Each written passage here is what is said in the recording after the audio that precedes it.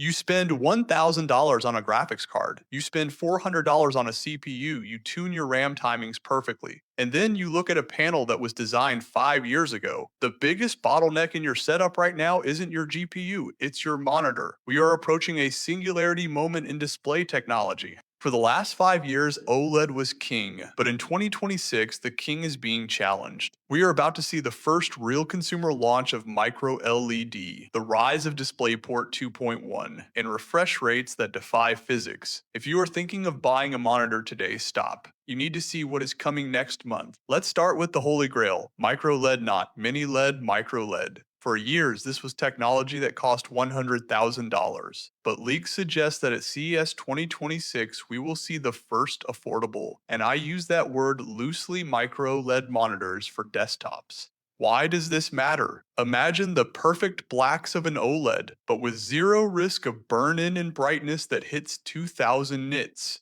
OLEDs degrade over time, micro LEDs do not. They are microscopic inorganic crystals. This is the Endgame panel. If you are a productivity user who was scared to buy OLED because of static taskbars burning in 2026 is your year. But OLED isn't going down without a fight. In 2026, we are seeing the mass adoption of tandem OLED structures in gaming monitors. This technology stacks two layers of organic light, emitting pixels resold, double the brightness, quadruple the lifespan. If you felt that OLEDs were too dim for a bright room, the 2026 panels are fixing that. We are also hearing whispers of QD-L nano LED, a tech that removes the organic material entirely. Basically, the burn in anxiety era is officially ending, but the screen technology is useless if you can't plug it in. This is the most critical part of the video, DisplayPort 2.1. The RTX 50 series, rumored to launch soon, will finally standardize DP 2.1. Why do you need it?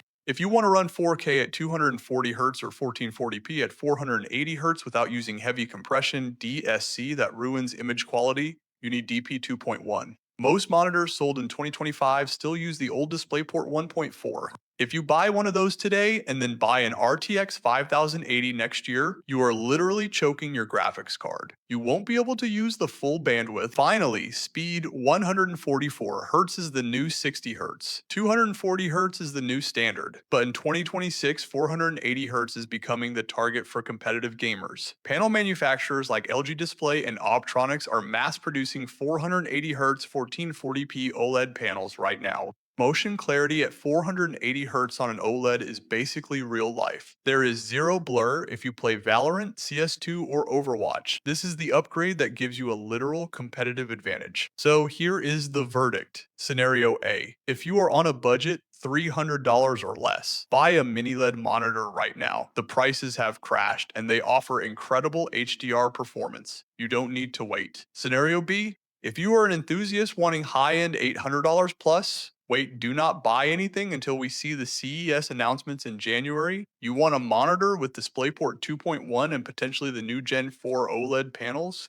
Buying an old DP 1.4 monitor right now is a mistake. Question of the day. Are you team OLED or are you scared of burn-in? Let me know in the comments. I'm Steven. The future is bright. Literally 2000 nits bright. And I'll see you in the next one.